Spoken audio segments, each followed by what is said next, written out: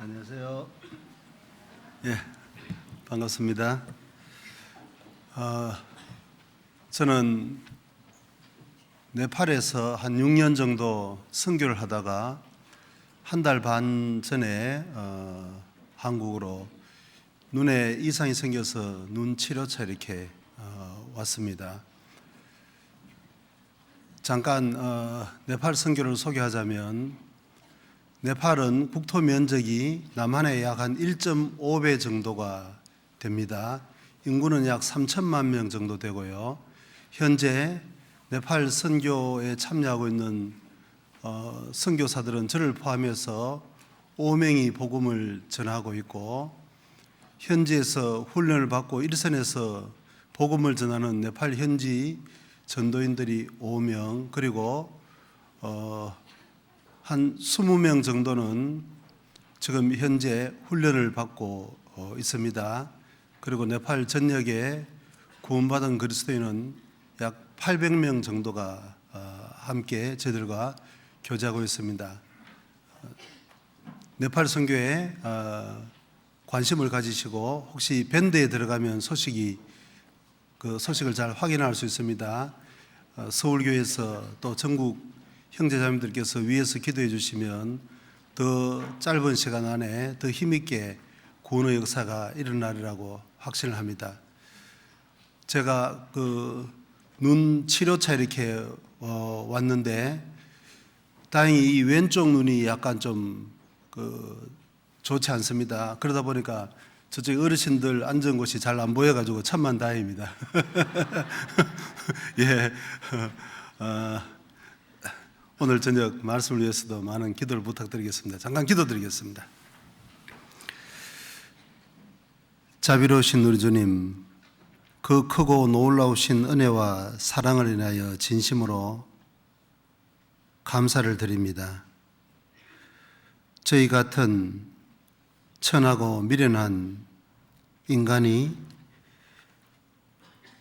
감히 우주 만물을 창조하신 무한하신 하나님을, 또 나를 그토록 사랑하셔서 십자가에서 대신 죽으신 그 고귀하신 하나님을 나의 친아버지라 부를 수 있는 놀라운 특권 가운데로 인도해 주신 은혜를 생각할 때 진심으로 감사를 드립니다.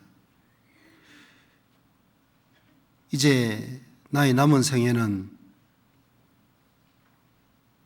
그 놀라운 신분에 합당한 삶을 살기를 간절히 바랍니다. 자비로우신 우리 주님, 늘 우리 마음속에 영원한 천국의 소망을 일깨워 주시고, 또 이 세상을 살아가는 가운데서 이뤄진 영혼들을 주님의 심장으로 바라볼 수 있는 깨어있는 마음을 허락하여 주시기를 간절히 바랍니다. 이제 1월 대전도집회가 우리 앞에 바짝 가까이 다가왔습니다. 우리가 이뤄진 영혼들에게 복음을 전할 수 있는 기회도 언젠가 막이 내린다는 것을 저희들이 잘 알고 있습니다. 참으로 이번 집회가 나의 인생에 있어서 마지막으로 사랑하는 영혼들에게 전할 수 있는 기회라는 절박한 마음을 허락해 주시기를 간절히 바랍니다. 참으로 주님이 천한 저희들에게 모든 최선을 다하셨던 것처럼 이제는 그 귀한 사랑을 깨달은 우리 각 사람이 우리의 모든 충성을 다해서 이 전도 집회를 준비할 수 있도록 우리 각 사람을 주님 뜻대로 사용하여 주시옵소서. 오늘 교제의 시간도 온전히 주님께 부탁드립니다. 주님께서 각 사람 마음속에 친히 합당한 은혜로 채워주시옵소서. 주 예수님 이름으로 간절히 기도드렸습니다. 아멘. 성경 고린도후서 5장입니다.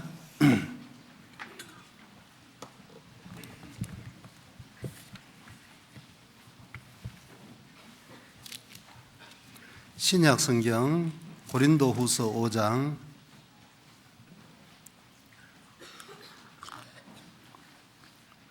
17절 말씀입니다. 신약 291페이지입니다. 5장 17절 찾으셨으면 한 목소리로 같이 읽어보시겠습니다. 그런즉 누구든지 그리스도 안에 있으면 새로운 피조물이라 이전 것은 지나갔으니 보라 새 것이 되었도다. 예, 오늘 무슨 말씀을 드릴까 많이 생각을 해봤습니다. 제 개인적으로 서울교회에서는 처음이기 때문에 제 구원 간증을 말씀드리고자 하니까 너무 게을리 얻은 양식을 제공하는 것 같아서 마음속에 큰 부담이 있었습니다. 그러나 또 한편 생각해 보면 이제 대전도 집회가 바로 앞으로 다가왔기 때문에 어떤 분들에게는 구원을 점검할 수 있는 그런 계기를 제공하는 것도 필요하겠다는 생각이 들었고, 또 제 개인적으로도 주님의 첫사랑을 다시 한 번 더 마음속에 일깨움으로써 구원받았을 때 가졌던 그 마음으로 다시 한 번 제 신앙생활을 재출발할 수 있는 그런 계기를 삼는 것도 꼭 필요하다는 생각이 이렇게 들어서 대전도 집회를 준비하는 그런 마음으로 오늘 말씀을 택하게 되었습니다.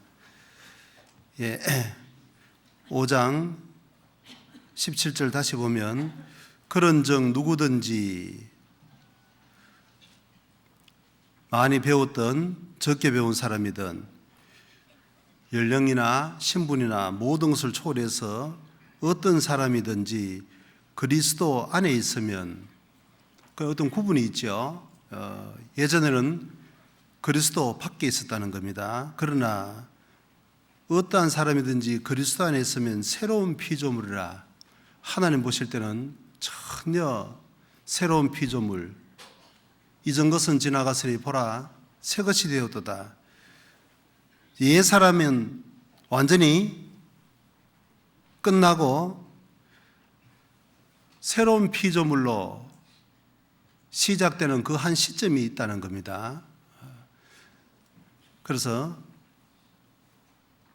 제 개인적인 구원 간증을 중심으로 새로운 피조물의 두 가지 특징이라는 그런 제목으로 함께 교제 나누기를 원합니다. 저는 개인적으로 구원을 받기 전에 교회를 다닌 적은 한 번도 없습니다.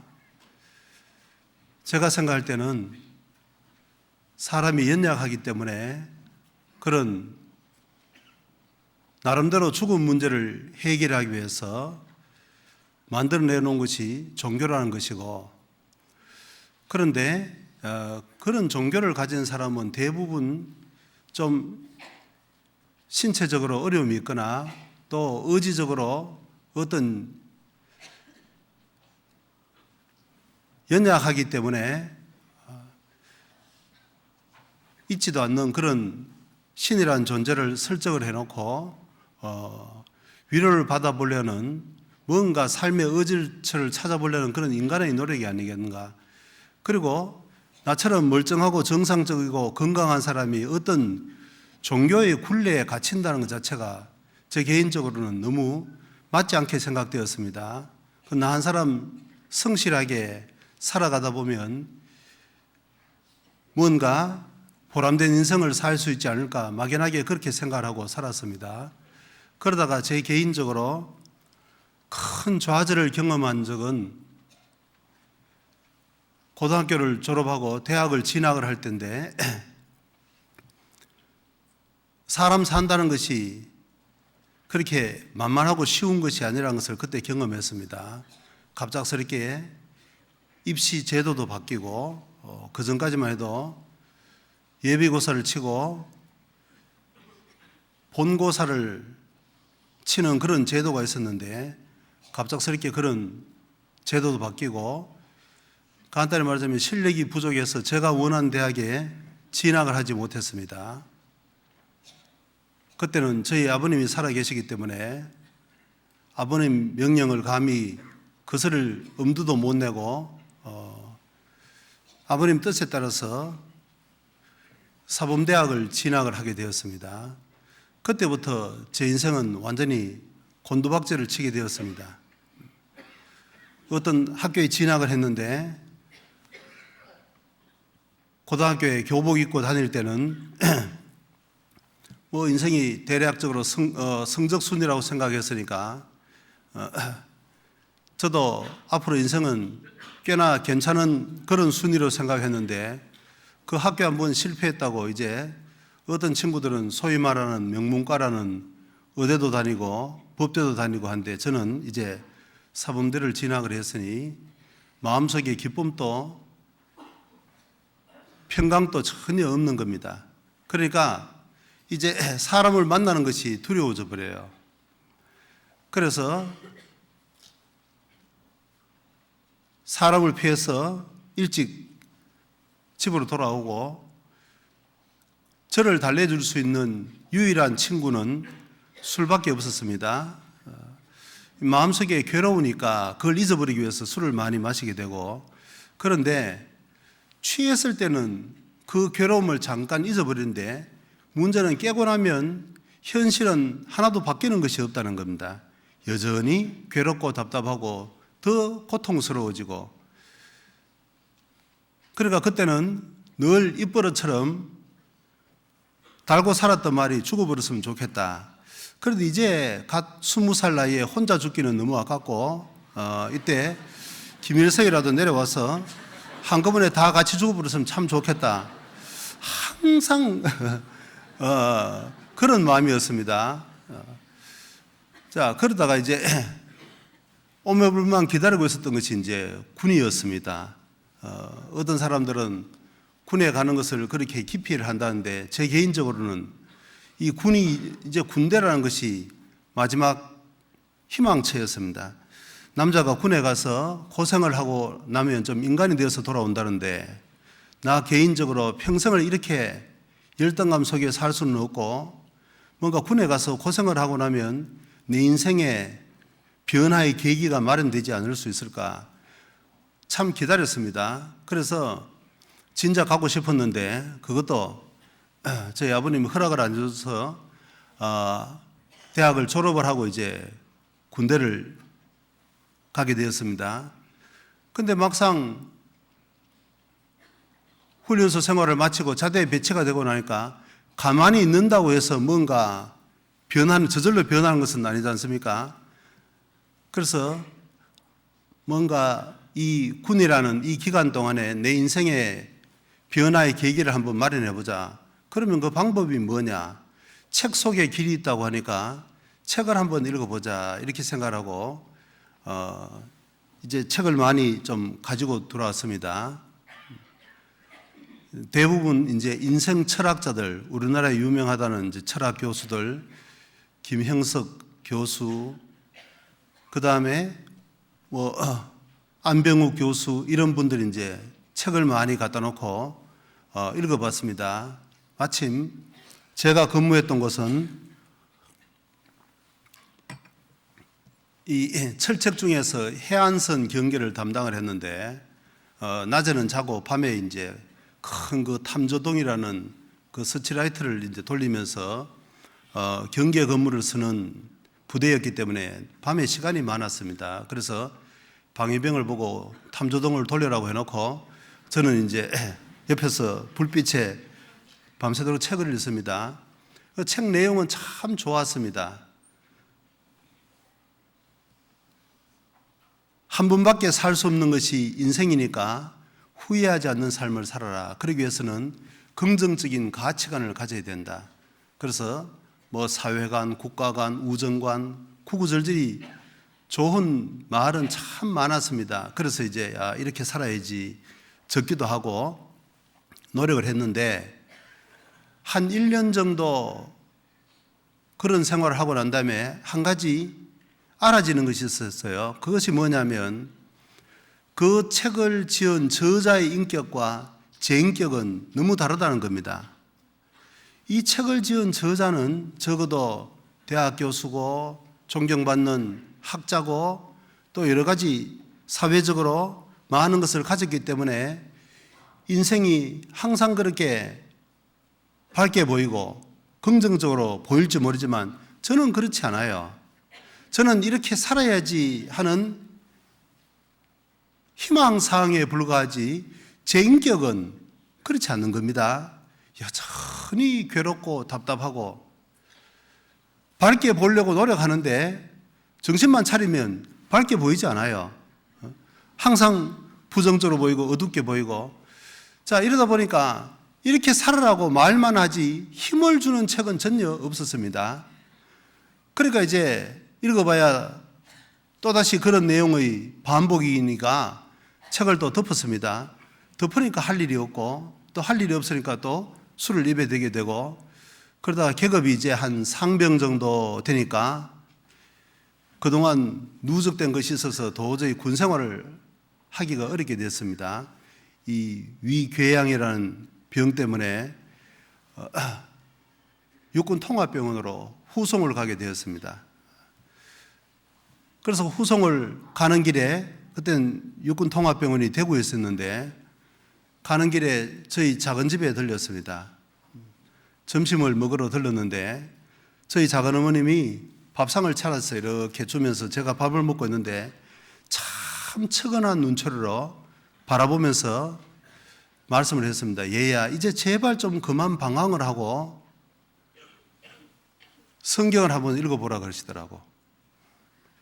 저 군에 가면 좀 인간 될까 해서 기대했는데 군에 가서까지 저렇게 술을 먹고 이제 통합병원까지 후송을 오게 되니 얼마나 참 딱하지 않았겠습니까? 그래서 성경을 한번 읽어보래요. 제 성격을 잘 아니까 교회 다니라는 말씀을 끝까지 못 하셨습니다. 교회 다니라고 하면 벌컥 또 화를 내가지고 작은 어머니는 내가 무슨 뭐 큰 이상이 있는 줄 아냐고 나처럼 멀쩡하고 건강한 사람이 교회를 왜 가냐고 이제 이런 식으로 반응을 하니까 교회 다니라는 말씀을 못 하시고 성경을 한번 읽어보래요. 뭐 책 읽는 거야 그렇게 어렵지 않으니까 한번 성경책을 줘보라고 했더니 기도원 협회에서 나온 책일 겁니다. 조그마한 신약 포켓 성경을 하나 줬습니다. 그걸 가지고 이제 육군 통합병원에 들어가서 난생 처음으로 한번 읽어봤습니다. 마태복음 1장 1절부터 아브라함과 다윗의 자손 예수 그리스도의 세계라. 아브라함이 이삭을 낳고 이삭이 누구를 낳고 하는데 한참 읽다 보니까 참 한심하게 생각되었습니다. 제가 저희 집 족보를 잘 모릅니다. 뭐 별로 읽어볼 일이 없었겠죠. 우리 집 족보도 잘 모르는 인간이 뭘 주제넘게 이스라엘 나라는 들어봤고 거기 예수라는 사람 이름은 많이 들어봤는데 그 이스라엘 나라에 예수라는 사람 족보를 내가 왜 지금 보고 있는가 생각하니까 참 한심하게 생각되었습니다. 1장 있고 2장 들어가니까 이게 내용이 도대체 종교인지 도덕인지 철학인지 뭐가 뭔지 전혀 모르겠어요. 어떤 책을 읽으면 적어도 저자의 의도가 파악이 되고 주제가 어느 정도는 파악이 돼야 되는데 전혀 모르겠어요, 이게. 그런데 마태복음을 28장까지 제가 억지로 읽었습니다. 이유는 저희 숙모님이 혹시라도 면회를 오셔서 너 성경 읽겠다고 갖고 들어갔는데 내용을 한번 이야기해보라 그러면 뭐 답변을 해야 되겠는데 그 명색이 대학 교육 받았다는 인간이 모르겠다고 하기에는 너무 궁색하고 그 의무감 때문에 억지로 읽었는데 전혀 남는 것이 없었어요. 그래서 그 책도 덮어놓고 있는데 그때 저희 이모님이 한 분이 면회를 오셨습니다. 요즘 뭐 하냐고 묻길래 심심해서 성경이라는 것을 좀 읽어봤더니 도저히 읽을 책이 못 되더라고. 그렇게 했더니 아주 잘 됐대요. 성경을 그렇게 읽어서는 잘 모르고 아주 알기 쉽게 강연한 테이프가 있는데 한번 들어보래요. 워낙 무료하니까 이제 한 대여섯 살 나이에 하루 종일 환자랍시고 그 병원에 앉아서 위장병이라는 것이 술 안 먹고 담배 안 피우고 약 먹고 밤에 정상적으로 자면 멀쩡한 것이 위장병이니까 시간은 하루 종일 남아 도는데 얼마나 무리하니까 이 시간을 좀 때워야 되겠다 그런 생각을 가지고 한번 갖고 와보라 그랬습니다. 카세트 테이프 그때 당시로는 한 86년도 정도 되었는데 1986년도 되었는데 병원 안에서 VTR을 보기는 어렵고 그런 시설도 없고 카세트 테이프를 갖고 왔습니다. 그래서 성경책은 한번 봤기 때문에 또 볼 필요도 없고 그 카세트 테이프를 이렇게 들었습니다. 그런데 제가 생각했던 내용하고 너무 달랐어요. 저는 이분이 목사니까 의뢰 자기 종교를 선전하겠지. 기독교라는 종교가 있다. 세계 3대 종교 중에 하나이고 창시자란 예수라는 사람이다. 이 종교를 가지면 이러이러한 장점이 있다. 아플 때 기도하면 병이 난다든지 울적할 때 기도하면 위로가 된다든지 이러이러한 좋은 점이 있으니까 한번 가져보라고 의뢰 자기 종교를 선전할 것으로 생각했는데 그런 이야기는 전혀 들려오지 않고 성경이 사실이라는 쪽으로 이야기가 진행되었습니다. 에덴 동산이 있었고 노아 홍수가 있었고 이런저런 이제 내용이 나왔는데 저는 전혀 하나도 믿기가 어려웠습니다. 지금처럼 제가 객관적인 신문 자료라도 보면서 그 말씀을 들었다면 모르겠는데 일방적으로 카세트 테이프니까 그 강사가 그렇게 이야기하는 것을 제가 믿을 이유도 전혀 없고 전혀 받아들이기가 어려웠습니다. 그런데 제가 왜 한 3번 정도 들었냐면 그 강사분이 아주 강연을 재밌게 했습니다. 아주 유머스럽게. 그래서 저는 다른 것은 별 관심이 없고 제 친구는 술 친구밖에 없으니까 이제 제대하면 의뢰 술판이 벌어질 텐데 그때 가서 그 재밌었던 내용을 그때 가서 내가 술 먹으면 친구들이 굉장히 좋아하겠구나. 야, 너 군에 갔다 오더니 어디서 재밌는 이야기 많이 배워왔다. 오늘 너 덕분에 술자리가 아주 재밌었다. 오늘 술값은 내가 낼게. 뭐 그런 욕심으로 이제 열심히 그런 유머스러운 부분만 익히려고 열심으로 말씀을 들었는데 한 3번 정도 듣다 보니까 한 가지 문제가 딱 생겼습니다. 그것이 뭐냐면 이스라엘 민족의 역사였습니다. 저는 이스라엘 민족의 역사를 학교의 수업 시간에 참 많이 들었습니다.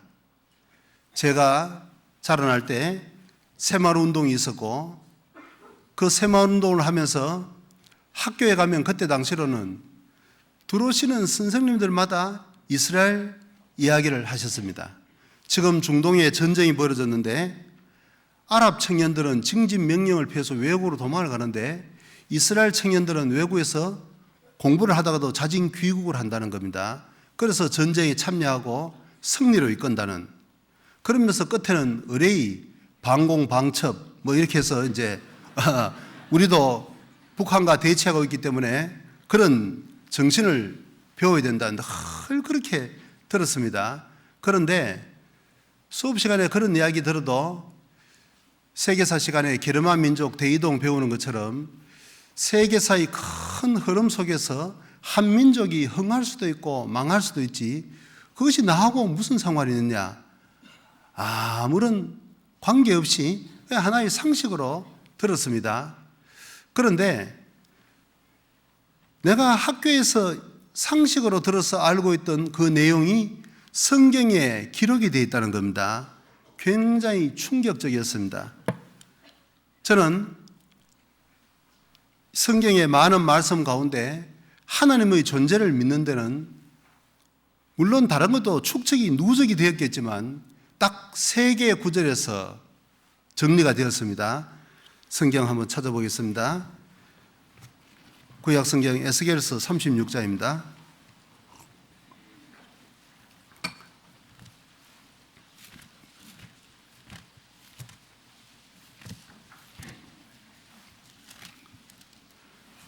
구약 1209페이지 에스겔 36장 34절에서 36절. 전에는 지나가는 자의 눈에 황무하게 보이던 그 황무한 땅이 장차 기경이 될지라. 사람이 이르기를 이 땅이 황무하더니 이제는 에덴 동산같이 되었고 황량하고 적막하고 무너진 성읍들에 성벽과 거민이 있다 하리니 너희 사면에 남은 이방 사람이 나 여호와가 무너진 곳을 건축하며 황무한 자리에 심은 줄 아리라. 나 여호와가 말하였으니 이르라. 저는 이 성경 구절을 놓고 한 며칠을 고민을 했던 것 같습니다. 이 성경 구절을 내가 어떻게 할 것이냐.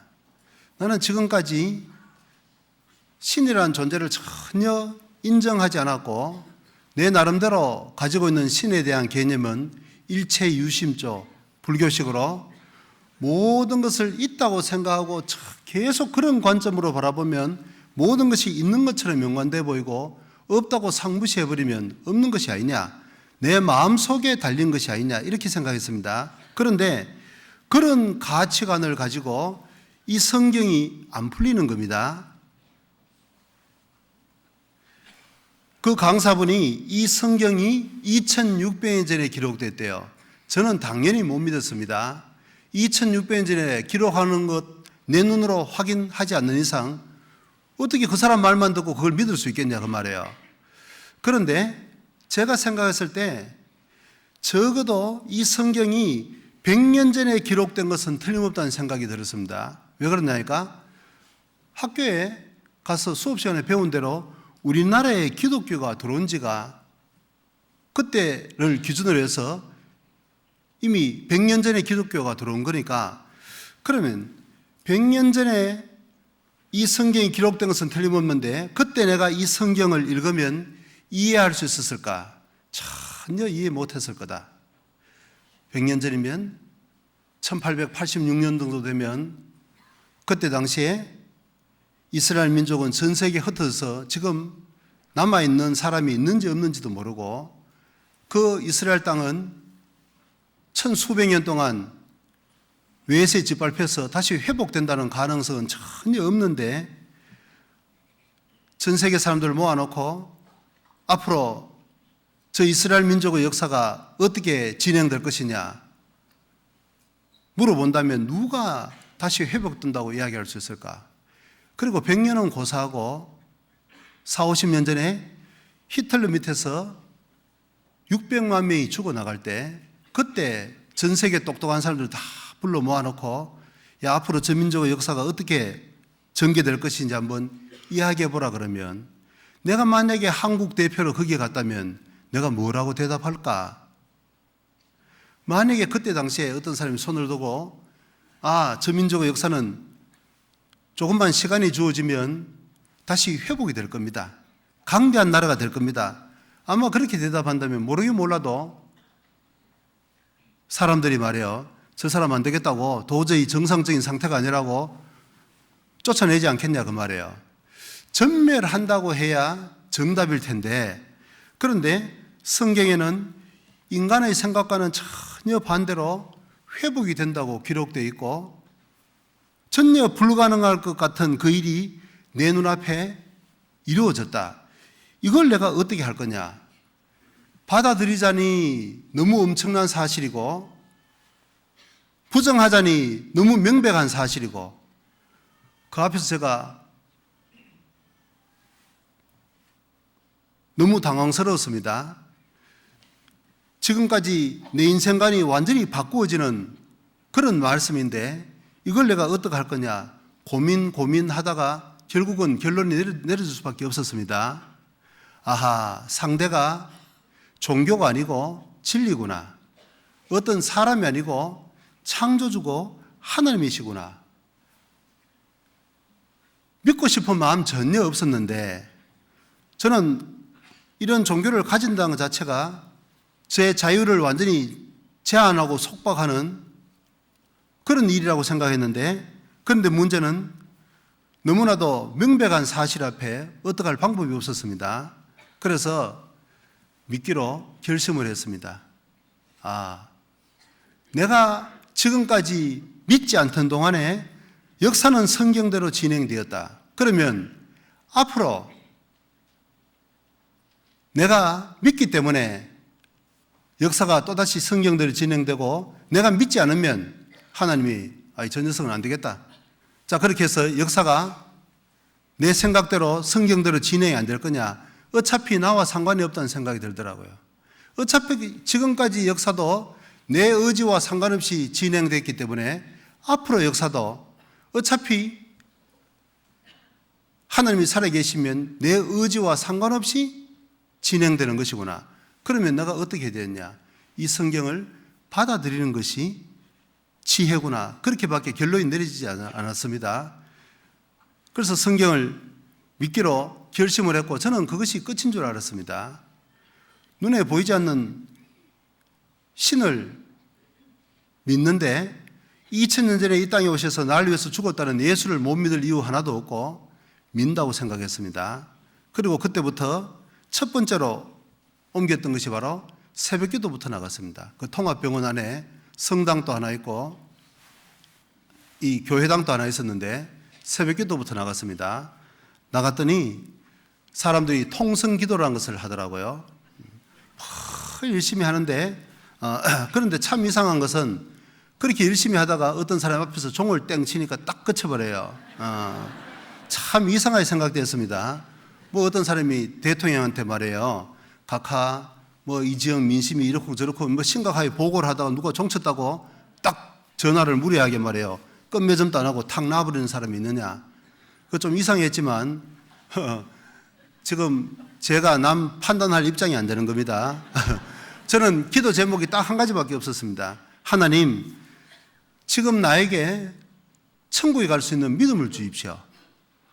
아무리 생각해봐도 이 성경에서 그러면 제일 중요한 것이 뭐냐? 하나님이 계시면 결국은 죽음 너머에 천국 지옥이 있다는 것, 그것이 가장 중요하다는 결론을 밖에 내려지지 않더라고요. 그래서 제 기도 제목은 딱 한 가지밖에 없었습니다. 하나님, 내가 언제 죽더라도 천국 갈 수 있는 확신을 주십시오.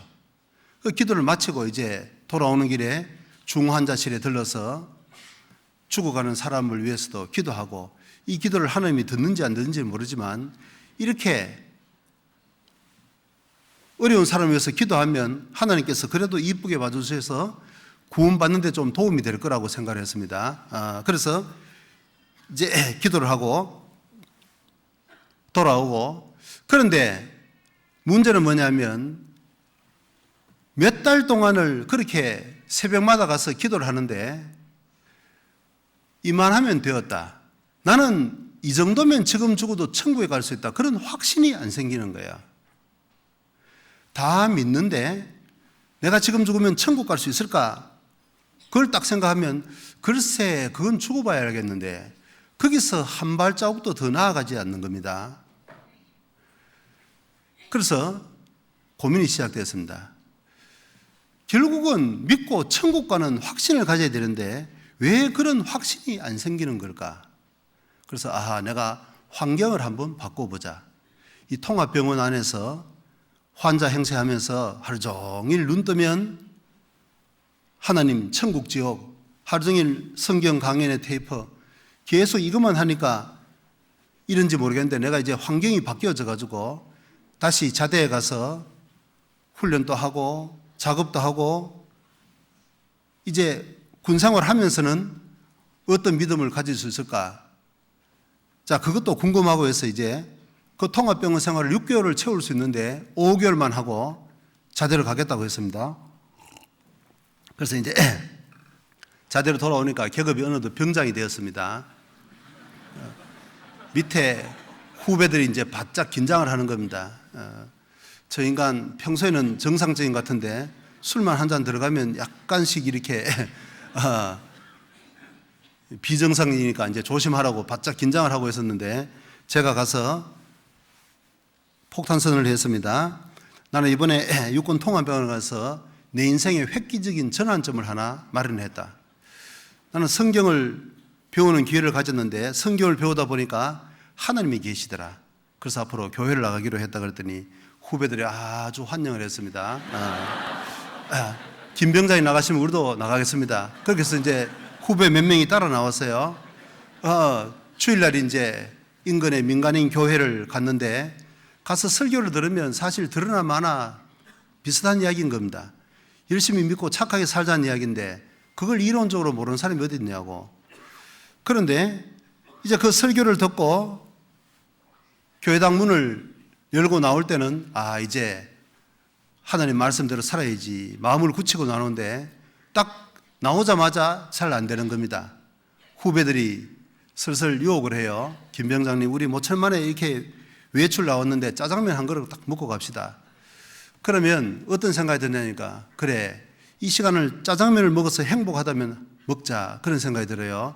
왜 그러냐니까 제가 읽었던 인생 철학자들 책에는 전부 이구동성으로 사람이 살아가는 목적은 행복이래요.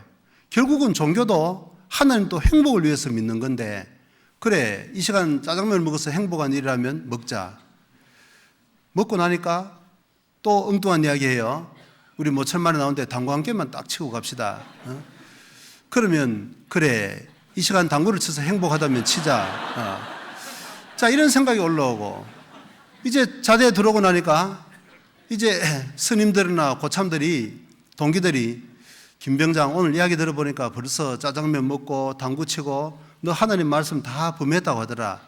그러니까 너 내일부터 착하게 살고 오늘은 한잔하자, 이렇게 나와요. 그런 마음속에서 참 기왕 막 버린 몸 착하게 살려고 노력하는데 이렇게 안 도와주는구나. 자, 그런데 벌써 뭐 말씀 다 범했고, 그래, 내일부터 착하게 살고 오늘은 한잔하자. 그리고 회개하면 되지. 자, 이런 마음이 쑥 올라와요. 그러니까 예전하고 똑같이 돌아가 버린 겁니다. 여러분, 하나님을 믿는다고 해서 가치관의 변화가 생긴 것은 아닙니다.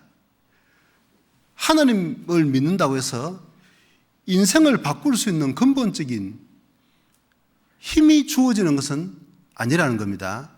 그러니까 하나님 믿는 것은 얻었지만 하나도 변하는 것은 없어요. 자, 그러다가 이제 어느덧 제대를 해버렸습니다. 제대를 하고 발령을 기다리고 있는데, 그런데 문득 그 통합병원에서 가졌던 그 생각이 또 떠오르더라고. 내가 지금 죽으면 천국에 갈 수 있을까? 천국 지역이 있는 것은 틀림없는데 아직도 여전히 거기에 대한 답은 없는 겁니다.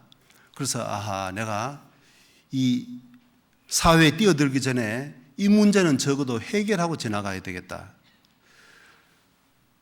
성경이 사실이면 천국 지역이 있는 것은 100% 사실인데 이러다가 하다가 정말 천국 갈 수 있는 길을 찾지 못하고 죽어버린다면 지옥에 갈 수 있는 가능성이 열려 있는 거니까 이건 좀 해결하고 살아야 되겠다. 그런 생각이 들어서 이제 기독교 서점에 가서 책을 사봤습니다. 책 제목이 구원의 확신, 구원의 기쁨의 즐거움의 회복, 뭐 이런 책이었습니다. 그 책을 보니까 내용이 구원은 이미 다 받았다는 거예요. 언제 받았냐? 믿을 때 다 받았다는 겁니다. 근데 그러면 왜 의심이 생기느냐? 그건 죄가 들어오기 때문에 그런 거다. 어떻게 하면 좋으냐? 회개하고 열심히 믿으면 된다. 이런 논리예요. 그러니까 그 책대로라면 저는 틀림없이 구원을 받았어야 돼요. 내가 믿는 내용은 이 성경 하나님 말씀인 것, 사실인 것 틀림없고, 그러니까 하나님 계시고, 그러면 천국 지옥이 있고 예수님 내 자리에서 죽었다는 것, 그건 내가 다 믿으니까 이대로라면 나는 구원을 받았어야 됐는데 왜 천국 갈 수 있는 확신은 정작 없는 것이냐, 이게 문제였습니다. 그런데 그 책에는 무조건 천국 갈 수 있다고 믿으라는 거야.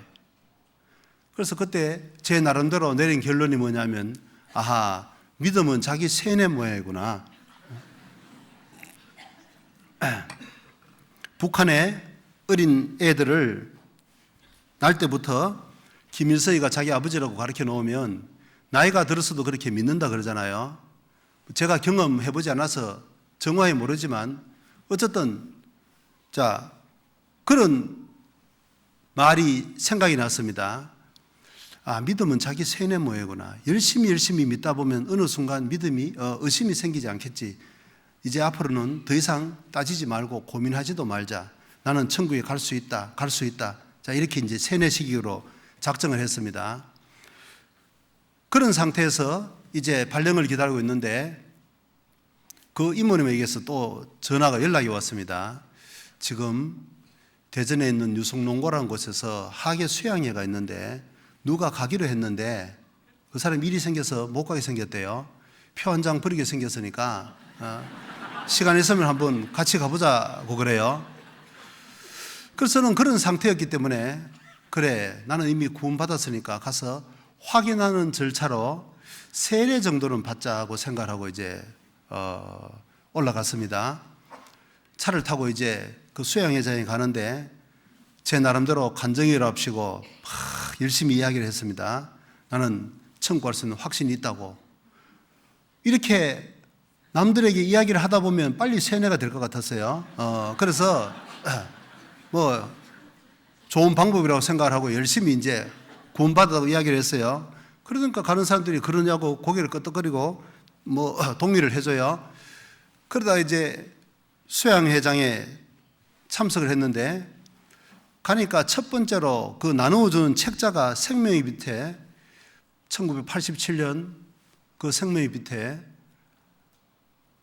이완 목사님의 마태복음 7장 강의 내용이 그 권도원에 실렸습니다. 좁은 문으로 들어가기를 힘쓰라. 하필 도착하자마자 그걸 딱 읽어버리니까 제 믿음이 근본적으로 완전히 다 흔들려 버린 겁니다.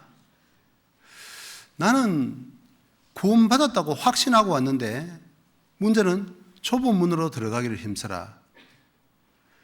생명으로 인도하는 물은 좁고 길이 협착하여 찾는 이가 적다. 결정적으로 문제가 들어가기를 구하여도 얻지 못하는 자가 많으리라. 그 성경 구절을 딱 읽어버리니까 자기 세뇌고 뭐고 다 무너져 버린 겁니다. 나는 내 나름대로 이게 좁은 문을 통과했다고 확신했는데 문제는 하나님 앞에 섰을 때 하나님께서 야, 내가 언제 너 믿음을 인정해 준 적이 있느냐? 그건 누가 너 스스로 그렇게 너를 세뇌한 것이지 내하고 무슨 상관이 있느냐? 나는 네 믿음을 인정해 준 적이 전혀 없다. 하나님이 그렇게 딱 잡아 떼버리면 저는 대답할 근거가 전혀 없다는 겁니다. 하차, 하필 내가 왜 이런 성경을 읽어버렸을까? 후회 막급이지만 어쨌든 간에 기왕에 한 번은 부딪혀야 될 그런 성경 구절이었던 겁니다. 그래서 고민이 시작되었습니다. 이게 진짜 구원일까? 한쪽에는 고민하지 마라. 구원이야. 받았다고 믿어라. 한쪽에는 아니면 어떡할 거냐. 두 마음이 계속 다 갈등이 생기는 겁니다. 그래서 아무리 이런 부정적인 마음을 밟으려고 해도 끊임없이 올라오는 겁니다. 그런 상태에서 이제 수도가에 물을 기르러 갔는데 한 중학생이나 고등학생쯤 되는 학생이 저를 보고 물었습니다. 형제님 구원받았습니까? 그렇게 물었어요. 그렇다면 제가 지금 그 문제 때문에 고민이 심각한데 만약에 제하고 나이 또래가 비슷하거나 좀 연배가 높아서도 좀 앉아보시라고.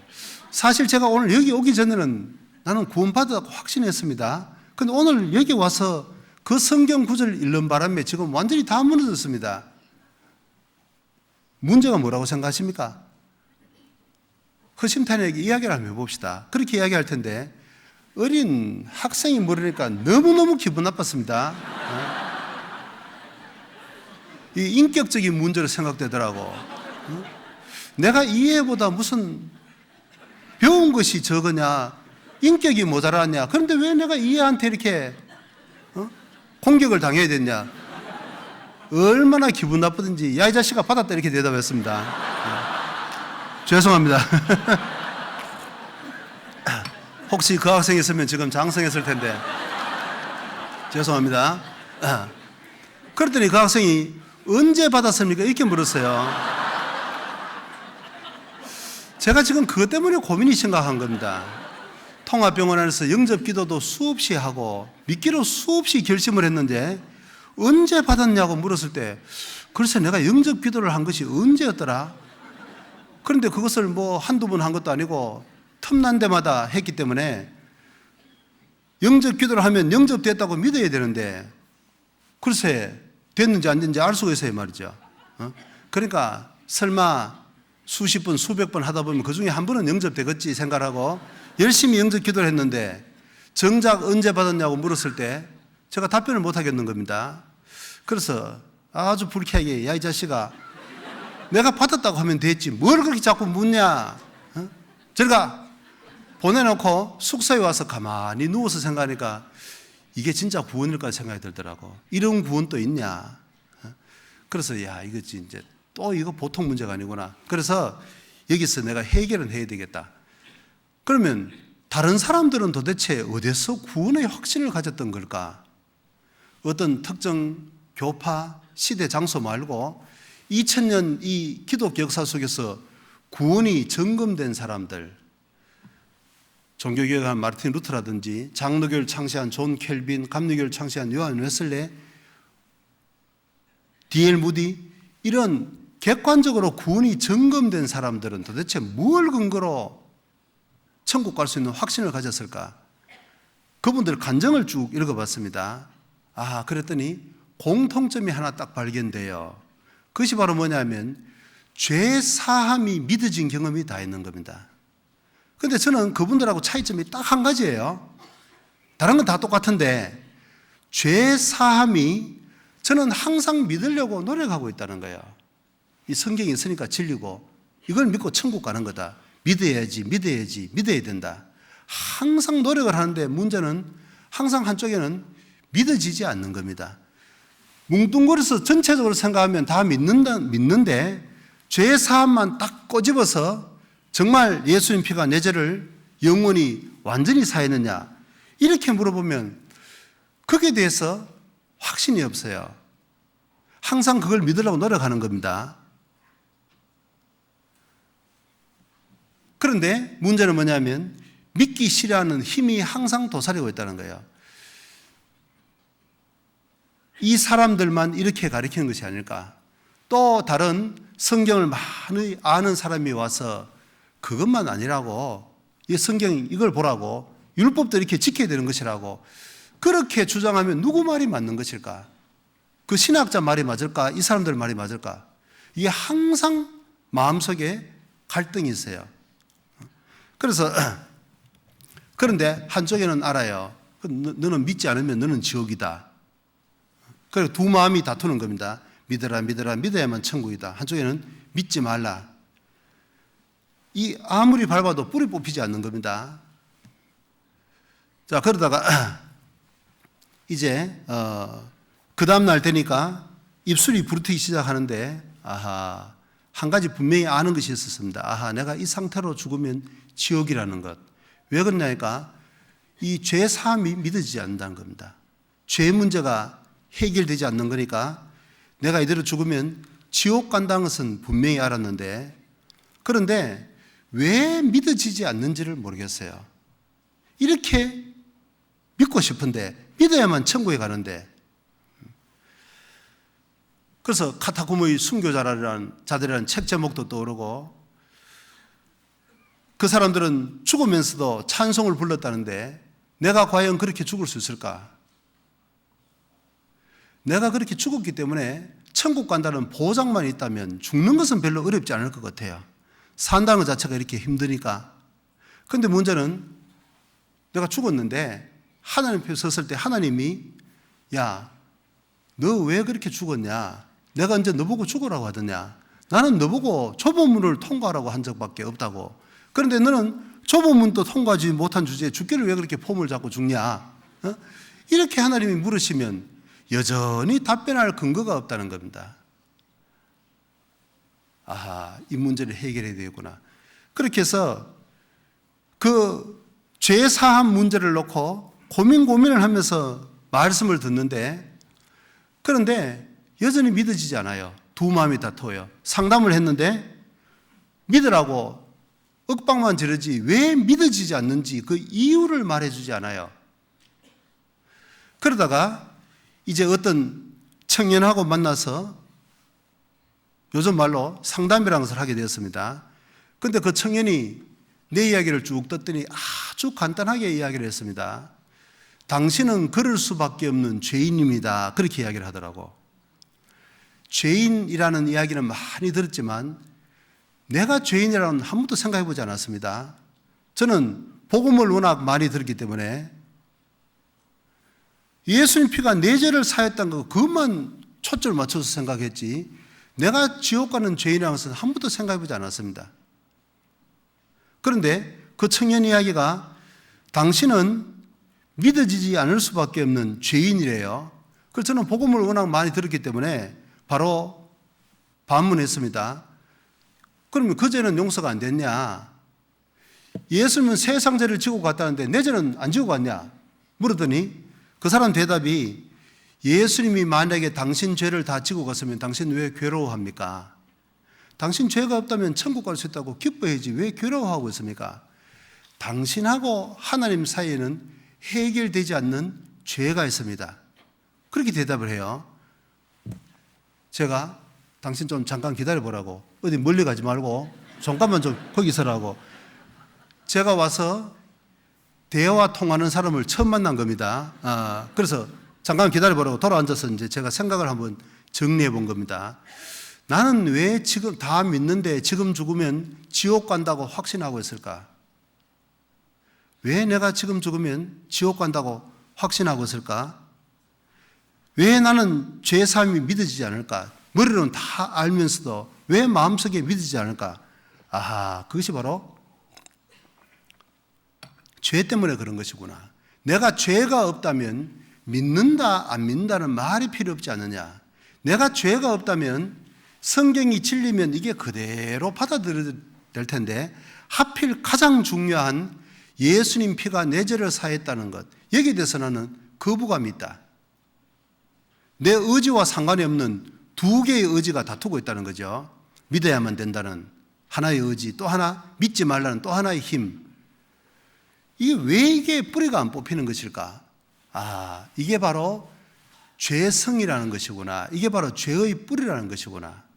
모든 죄는 바로 여기서 파생돼서 나오는구나. 내가 죄인이기 때문에 안 믿어지는 것이구나. 이 거부감 자체가, 믿기 싫어하는 의지 자체가 이 죄성에서 올라오는 것이나, 그것이 이제 정리가 되었습니다. 그래서 내가 이제 죄인이라는 것은 알겠다고. 그거 어떻게 하면 좋으냐? 그랬더니 그 사람 대답이, 당신 믿으려는 노력을 포기하세요. 당신은 지금 너무 노력하고 있기 때문에 하나님이 못 도와주는 거라고. 그래서 제가 그 말을 이해를 못 하겠습니다. 지금 나는 죽으면 100% 지옥인데 여기서 벗어날 수 있는 유일한 끈이 믿음이라는 건데, 그걸 포기해버리면 뭐 속수무책으로 지옥 가라는 말이냐, 뭐 이해가 안 돼요. 다른 방법 없냐 그랬더니 자기도 더 이상은 다른 방법은 없다는 겁니다. 그래서 알았다고 오늘 끝나고 난 다음에 다시 한번 만나서 이야기를 하자고 단단히 이제 약속을 해놓고 마지막에 이제 복음을 듣습니다. 그 전에 이완 목사님 말씀은 워낙 많이 들었기 때문에 다음에 무슨 말씀 하시겠구나 생각하고 이제 체육관 저 옆에서 중간에 비스듬하게 이렇게 기대 앉았는데 오늘은 제일 앞에 갔습니다. 오늘 이 문제를 해결하지 못하면 내일 집에는 못 갈 것 같아요. 이제 가다가 교통사고 나서 죽어버리면 꼼짝없이 지옥이라고 생각하니까 도저히 겁이 나서 차도 못 타겠고 제일 앞자리에 가서 들었습니다. 두 마음이 또 다툽니다. 믿어라 믿어라 믿어라야만 된다. 한쪽에는 믿지 말라. 포기해라 포기해라. 한쪽에는 포기하지 마라 포기하지 마라. 제 마음이 완전히 난장판입니다. 제 의지하고 아무 상관이 없어요. 두 마음이 자기들 멋대로 다투는 겁니다. 시간은 10시가 지나가는데 이 마음속에는 여전히 두 마음이 다투고 있고, 그러다 보니까 저도 모르게 낙심이라는 것이 되더라고. 아하, 나는 안 되는구나. 나는 도저히 구원 못 받을 구제불능인 죄인이구나. 하나님, 제발 날 좀 불쌍히 여겨 주십시오. 그런 마음으로 아무런 생각 없이 말씀을 듣는데 한 말씀이 딱 들렸습니다. 이사야서 44장 22절 말씀이었습니다. 다 암송하시죠? 같이 암송해 봅시다. 내가 내 허물을 빽빽한 구름의 사라진 같이 내 죄를 안개에 사라진 같이 도말하였으니 너는 내게로 돌아오라. 내가 너를 구속하였습니다. 87년 8월 8일 날 그 말씀을 들을 때 그전에도 그 말씀 참 많이 들었습니다. 페인터 공사, 도배 이야기 많이 들었는데 도대체 나하고 아무 상관없었습니다. 그런데 그날 저녁 그 말씀 들었을 때 한 가지 생각이 떠올랐습니다. 그게 뭐냐면, 아하, 그렇구나. 예수님이 세상 죄를 지시고 영원한 속죄를 이루어 놓으셨다면 그 세상 죄 속에는 지금 내가 고민하고 있는 이 죄, 이 지금 죄 때문에 고민인데, 죄 때문에 안 믿어지는 건데, 그때 그 죄도 포함됐겠습니까? 안 됐겠습니까? 답변 안 하신 분도 계신 것 같아요. 그때 내 죄도 그게 포함되어 있었구나. 왜 내가 그 생각을 미처 못했을까? 저는 그 생각이 들었을 때 기쁘다, 그런 생각도 안 들었습니다. 단 한 가지 표현하자면 안도감이라는 것. 이제는 됐다. 이제는 지옥 갈 근거는 완전히 없었다. 그 생각이 들었습니다. 그리고 끝나고 난 다음에 옆에 사람 보고 물어봤습니다. 나 오늘 저녁 이것이 믿어지는데 이게 구원이 맞습니까? 물었더니 그 사람 대답이 잘 모르겠대요. 그런데 제 마음속에서 하나도 문제가 되지 않았습니다. 이 사람이 나를 보고 구원이라고 하든 구원이 아니라고 하든 그게 무슨 상관이 있냐고. 저는 하느님 말씀에서 내 죄가 용서가 된 겁니다. 하나님께서 내 죄를 기억지도 않겠다는데 이 사람의 증거가 무슨 상관이 있냐 그 말이에요. 자, 그때는 끝나고 난 다음에 전체가 이렇게 간증하는 그런 시간이 있었는데 저는 그렇게 할 만한 비유도 없고 용기도 없고 힘도 없고 그래서 편하게 자고 그 다음날 침례를 받고 이제 대전에서 차를 타고 대구로 가는데 집을 가는데 차창 너머로 많은 사람들이 왔다 갔다 왕래하고 있었습니다. 저 사람들이 어디로 가고 있을까 생각을 해보니까 참 불쌍하게 생각이 되었습니다. 예수님 피는 저 사람들 죄도 다 지고 가셨는데 저 사람들이 그걸 알까 모를까. 그러니까 제가 복음을 깨닫고 난 다음에 복음 외에 첫 번째로 한 성경 구절이 이해가 되었습니다. 요한복음 11장 35절에 예수께서 눈물을 흘리셨더라. 상담 받을 때 그 성경 구절이 성경 전체에서 제일 짧은 구절이래요. 영어로 Jesus wept, 예수님이 울었다. 제가 상담을 받을 때 그 이해가 되지 않았습니다. 그 사람이 왜 울었을까? 인간의 몸을 입고 오신 하나님이라는데 하나님은 우주가 자기 건데 무엇이 부족해서 울었을까? 나 같은 이런 인생 낙오잖아. 괴로워서 답답해서 우는 거지. 그 사람이 왜 울까? 이해가 되지 않았습니다. 그런데 제가 그날 그 성경이 이해가 됐습니다. 그 말씀의 깊이의 1000분의 1인지 10,000분의 1인지는 모르지만 이해가 되더라고. 아하, 울었구나. 울 수밖에 없었겠구나. 지옥 간 사람을 앞에 놓고 웃을 일이 없었겠구나. 이해가 됐어요. 근데 저희 집에 오니까 지금 다른 사람 걱정할 겨를이 없는 겁니다. 저희 어머님, 형님, 누님, 동생 할 것 없이 교회 문 앞에 가본 사람은 한 명도 없는데 제일 먼저 생각하는 사람이 우리 어머니가 생각나더라고요. 아하, 우리 어머니 시골에 없는 집안에 시집 와서 평생 고생하시다가 하나님 하자도 모르고 예수님 편은 우리 어머니 죄도 다 가지고 가셨건만 그걸 몰라서 지옥 갈 수 있겠구나 생각하니까 큰일 났다는 생각이 들더라고. 당장 불러 모았습니다. 이거 지금 보통 문제가 아니라고. 하나님이 안 계시면 교회를 뭐하러 나갈 거냐. 그런데 이 성경이 사실이면 천국이 있고 지옥이 있는 거라고. 성경은 배워야 된다고 했더니 집안 식구들이 눈이 휘둥그레졌습니다. 특별히 저희 할머니가 발을 벗고 나섰습니다. 야야, 저거 인간 된다고 할 때 좀 도와주자. 어? 저러다가 뭐 좀 착하게 살아보려고 노력하는데 협조 안 해줬다가 또 뭐 삐쳐서 또 옛날처럼 술 입에 대면 감당도 안 될 테니까 빨리빨리 도와주자 해서 모였습니다. 그리고 8월 8일 날 복음을 깨닫고 9월 1일자로 발령을 받아갔습니다. 그전에는 교편을 잡는다 생각하면 항상 눈앞이 캄캄해져 버렸습니다. 어느 학교에 가서 조그마한 중학생들, 고등학생들을 불러 모아놓고 미분이 어떻고 적분이 어떻고 평생 내가 그걸 하다 인생을 끝낸다 생각하면 항상 답답해졌습니다. 눈앞이 캄캄해지는 겁니다. 젊었을 때는 내 소명의식이 어떻고 사명감이 어떻고 자기를 합리화하고 그렇게 살아갈 수 있을지 모르지만 내 나이 40, 50대에서 그게 적성이 안 맞다면 내가 그때 가서 어떻게 할 거냐. 처자식 딸린 사람이 나 하기 싫다고 쉽게 그만둘 수 있느냐. 그렇다고 해서 입에 풀칠하기 위해서 그걸 하기 싫은 것을 평생 해야 된다면 이거 산다는 것이 바로 이게 또 지옥이 아니겠냐. 항상 자신 없는 겁니다. 답답한 겁니다. 그럼 뭘 하면 행복할까? 뭘 하면 만족할까? 내 적성이 뭘까? 그것도 도대체 알 수가 없는 겁니다. 그런데 제가 복음을 깨닫고 나니까 아하, 내가 교편을 잡든 무엇을 하든 그 자체가 아무런 문제가 되지 않았습니다. 그전에는 전부 이론으로 그쳤던 그 철학자들의 이야기가 이해가 되었습니다. 직업에는 귀천이 없다는 것. 사람은 지금 어떤 위치에 있느냐보다는 무엇을 위해서 살아가느냐, 인생의 목적이 훨씬 더 중요하다는 것.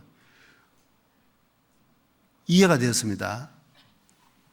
그래서 첫 발령을 경북에 있는 후포라는 곳으로 발령을 받아갔는데 학생들 이렇게 보면 특별히 고등학교 이과 학생들은 6차시였습니다. 저만 보면 줄을 틉니다.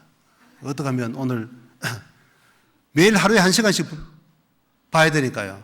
거기다 보충 수업, 가끔씩 야간 수업도 하죠. 하루에 2-3번씩 저를 보면 학생들도 이제 비몽사몽인 겁니다.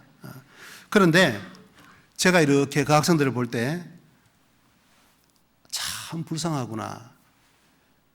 내가 정말 저 학생들을 위해서 이 자리에 서 있다면 영어 단어 하나 더 잘 이해시키고 수학 공식 하나 더 잘 암기시켜서 좋은 대학 보내주고 그 다음에는 그럭저럭 살다가 지옥일 텐데 내가 무엇을 해야 될까? 먼저 이 복음을 전해야 되겠구나. 구원을 받고 나면 적어도 제 경험으로 봐서 도덕 수업은 필요 없다는 겁니다.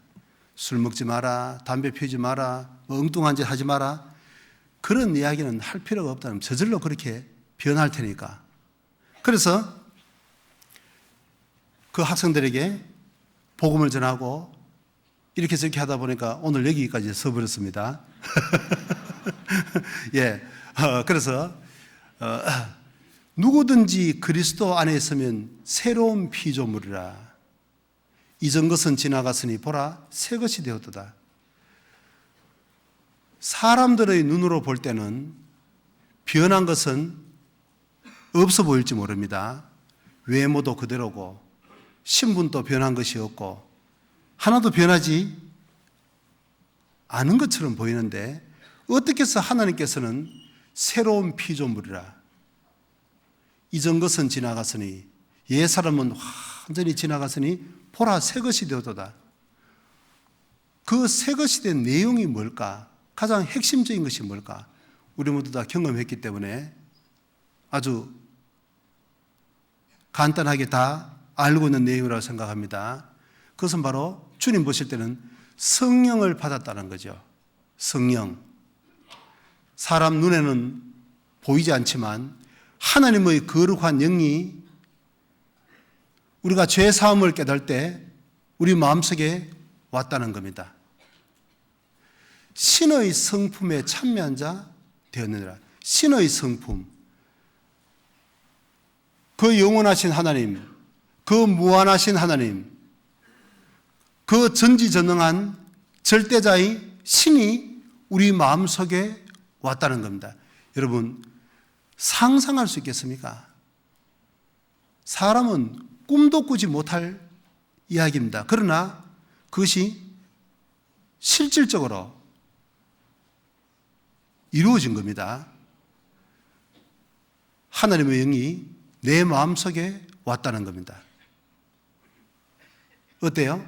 그러면 그 결과적으로 변하는 것이 무엇일까? 새로운 피조물의 특징은 아주 간단하게 두 가지로 생각할 수 있겠습니다. 하나는 잃어진 영혼에 대한 안타까움이죠. 그전에는 모든 것이 세상적인 관점에서 눈에 보이는 육신적인 것만 보였습니다. 사람을 보는 기준이 무엇이었습니까? 저 사람 얼마만큼 배웠을까? 얼마나 높은 지위에 있을까? 얼마나 가졌을까? 그것이 사람을 보는 기준이었습니다.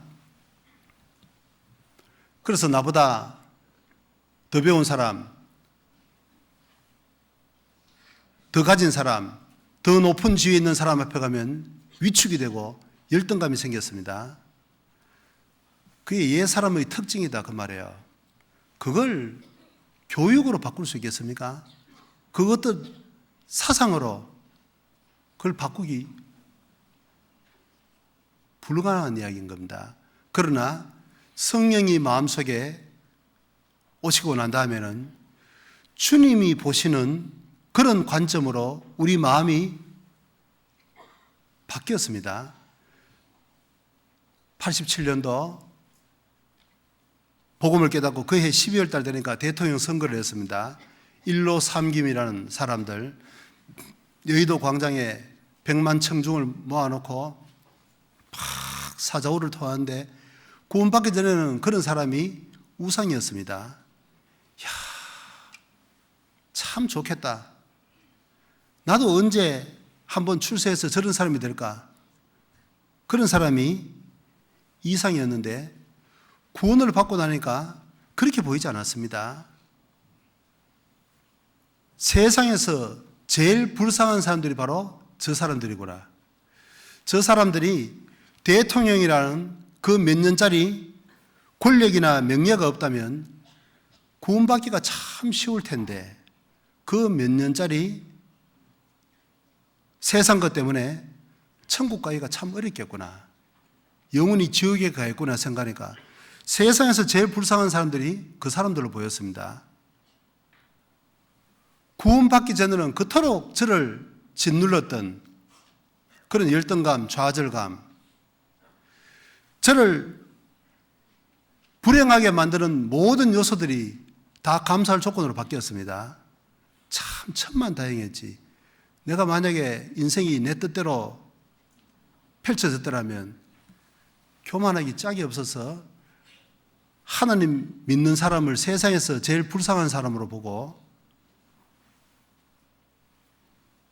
구원받기는 불가능한 교만한 인간이었는데 어떻게 하다가 내가 인생에 있어서 그렇게 실패를 하고 좌절을 했기 때문에 구원받았다고 생각하니까 너무너무 감사했습니다. 자, 그래서 새로운 피조물의 첫 번째 특징은 영혼에 대한 안타까움입니다. 영혼. 두 번째는 뭐 다 말씀드렸습니다만은 가치관의 변화입니다. 요한 1서 찾겠습니다.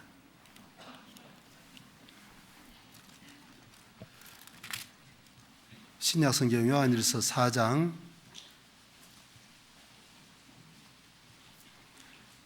4절부터 6절까지 제가 읽겠습니다.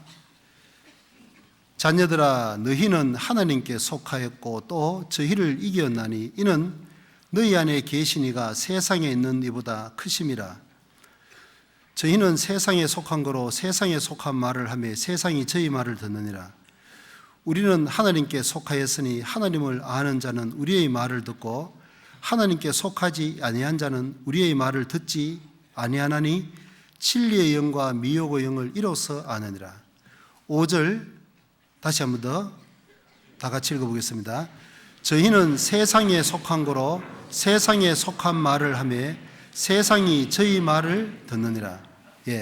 저희는 옛사람입니다. 우리 모두 다 구원받기 전에는 이러한 부류에 속했고 지금 또 세상 사람들은 많이 배웠던 인격이 아무리 고상하든 무엇을 가졌든 결국은 세상입니다. 세상에서 제일 그래도 고상한 사람이라면 어떤 사람을 꼽을 수 있겠습니까?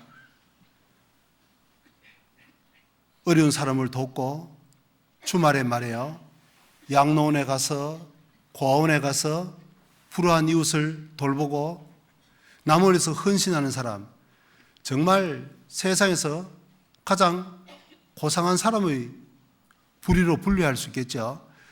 그렇다 하더라도 결국은 세상입니다.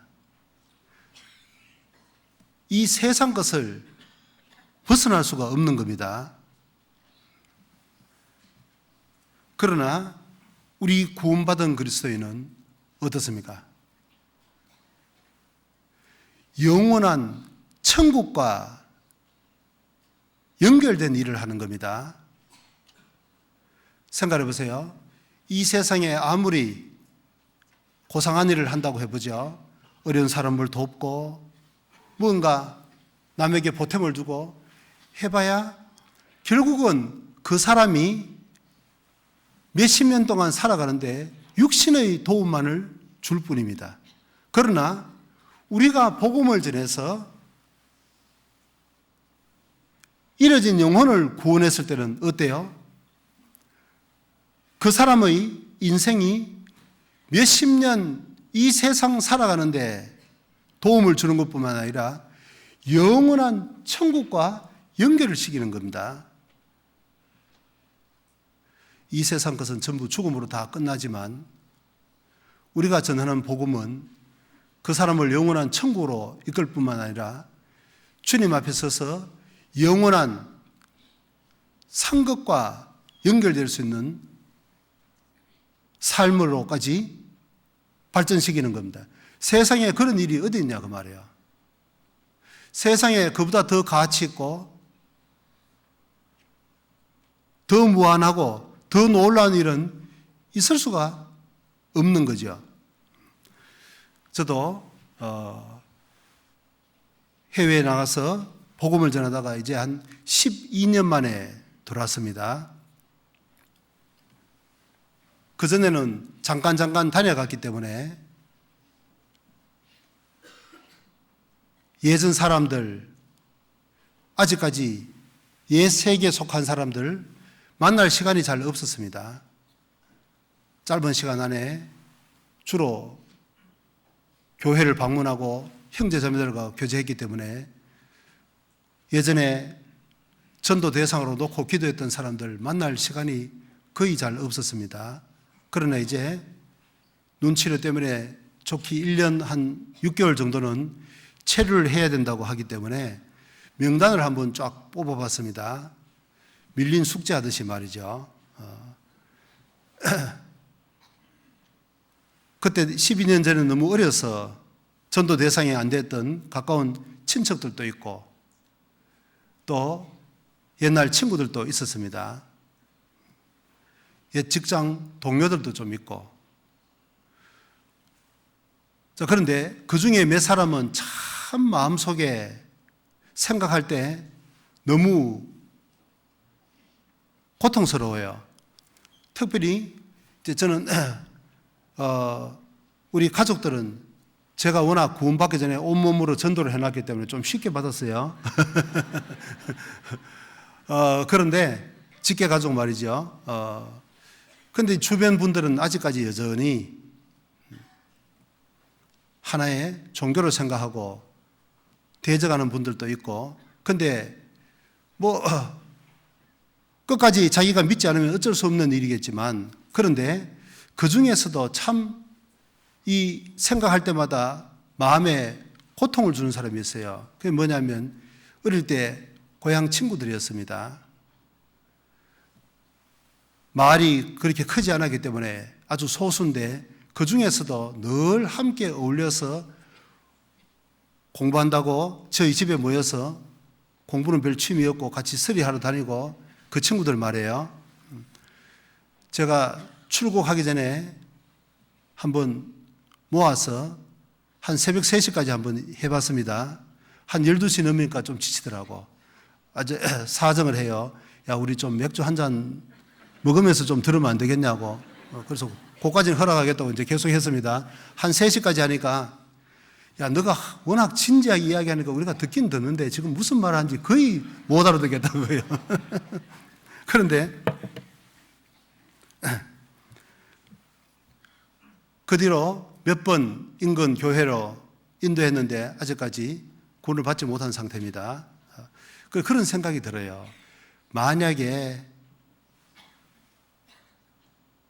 그 사람들이 구원을 받지 못하고 지옥에 간다면 나를 얼마나 원망하지 않을까? 야, 너가 어떻게 그럴 수가 있느냐? 진짜 죽은 놈의 천국 지옥이 있는 것이 이렇게 분명히 했다면, 너가 그걸 분명히 알고 있었다면 왜 우리한테 좀 더 적극적으로 전하지 않았냐? 그때 우리가 별로 취임이 없다고 할 때 너가 우리 뺨이라도 때려서 듣도록 했어야지. 어떻게 해서 그렇게 건성으로, 너 이야기 듣다 보니까 뭐 천국 지옥도 실제로 있는 것 같지 않아 보이더구만. 자, 이렇게 너가 정말 진지하게 온 정성을 기울여서 우리에게 전하지 않았기 때문에 우리가 너 말을 심상하게 생각했다, 별로 믿지 않았다, 그렇게 원망하지 않겠냐 그 말이에요. 그렇지 않습니까? 우리는 언제까지나 항상 우리에게 전도할 시간이 주어진다, 결코 아니라는 거 잘 압니다. 저는 구원을 받고 93년도는 못 볼 줄 생각했습니다. 그런데 2018년입니까? 몇 년 지났습니까? 약 25년이 더 지났습니다. 그럼 어때요? 주님이 25년이라는 많은 시간을 덤으로 제게 줬다는 겁니다. 그 시간을 나는 얼마나 활용을 했을까? 얼마나 주님 뜻대로 사용을 했을까? 어차피 구원받지 못했더라면, 그때 당시는 이미 폐인이었는데 구원을 받고 난 다음에 정말 덤으로 나에게 이 복음을 전할 수 있는 기회를 주셨건만, 그 기회를 나는 얼마만큼 살렸던가. 계산해보면, 주님 앞에 서보면 헛되이 세상 것을 견눈질 하느라고 흘러보낼 그런 시간들도 많을 겁니다. 이제 앞으로 남은 시간은 얼마쯤 되겠습니까? 하나님이 언제까지나 그런 시간을 주실 리는 만무하지 않습니까? 노아가 방주를 만들 때 많은 사람들이 비웃었습니다. 그러나 때가 되니까 방주문이 닫히고 비가 쏟아졌습니다. 다시는 기회가 없었습니다. 우리에게도 언제까지나 이 복음을 전할 수 있는 기회가 주어지는 것이 아니라는 것 그걸 모르는 사람은 아무도 없습니다. 그러면 이번 전도 집회도 우리에게 마지막 기회가 아니라는 보장이 어디 있냐 그 말입니다. 그때는 우리는 다시는 기회가 없습니다. 지옥에 간 우리 가족들이, 우리 친구들이 얼마나 원망하지 않겠습니까? 진짜 지옥이 있다는 것을 너가 정말 믿었다면 어떻게 그렇게 복음을 심상하게 전했냐? 어떻게 그렇게 간절한 마음으로 전하지 않았냐? 너 이야기 듣다 보니까 내가 지옥이 있다고 생각했다가도 별로 신빙성이 없어지더라. 왜 그런 식으로 전했냐? 그렇게 우리를 원망하지 않겠습니까? 그런 사람 많을 겁니다. 정말 우리는 우리에게 주어진 시간을 초놈을 아껴서 이 복음을 전해야 되겠습니다.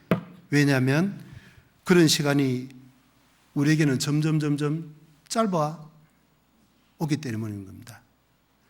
누구든지 그리스도 안에 있으면 새로운 피조물이라. 주님 보실 때 이 세상에 이 수많은 사람 가운데 복음을 전해서 구원으로 이끌 수 있는 사람은 우리밖에 없는 겁니다. 이 세상에 우리보다 더 배운 사람, 더 가진 사람, 더 고상한 인격을 소유한 사람들은 많을 겁니다. 그러나 그들이 결코 할 수 없는 우리 각 사람만이 할 수 있는 것은 바로 이 복음을 전해서 잃어진 영혼을 건지는 이 일인 겁니다. 이것보다 주님 보실 때 더 고상하고 더 아름답고 더 귀한 것은 있을 수가 없는 겁니다. 그건 우리들이 잘 알고 있는 사실입니다. 그래서 이번 전도 집회가 참으로 우리의 첫사랑을 다시 일깨우고 주님 앞에 우리의 삶을 올바르게 다름박질하는 계기가 되기를 간절히 바랍니다. 기도드리겠습니다. 자비로우신 우리 주님 감사드립니다. 주님이 이미 우리 각 사람에게 베풀어 주신 은혜는 너무나도 크고 놀랍습니다. 선한 일에 열심하는 친백성이 되게 하기 위해서 주님이 저희들에게 베풀어 주신 그 은혜, 그 놀라운 사랑, 우리가 깊이 생각할 때마다 너무나도 감사를 드립니다. 그 큰 주님의 은혜를 제가 무엇으로 보답할 수 있겠습니까? 아직까지 이 복음을 깨닫지 못함으로 지옥으로 미끄러져가는 우리 주변의 그 불쌍한 영혼들, 수수할 때가 지나고 여름이 다했으나 우리는 구원을 얻지 못한다는 그 안타까운 영혼들의 절규를 들을 수 있는 마음의 귀를 열어주시기를 간절히 빌고 원합니다. 특별히 며칠 앞으로 다가온 이번 대전도 집회가 참으로 우리 신앙생활을 다시 일깨우는 그 첫사랑을 회복하는 축복의 계기가 될 수 있도록 주님 은혜 베풀어 주시옵소서. 우리 각 사람을 그 일에 주님 뜻대로 귀하게 사용하여 주시옵소서. 우리의 모든 삶을 주님께 온전히 부탁드립니다. 나를 위해서 죽으시고 다시 살아나신, 잠시 잠깐 후에 나를 다시 데리러 오실 주 예수님 이름으로 간절히 기도드렸습니다. 아멘. 찬송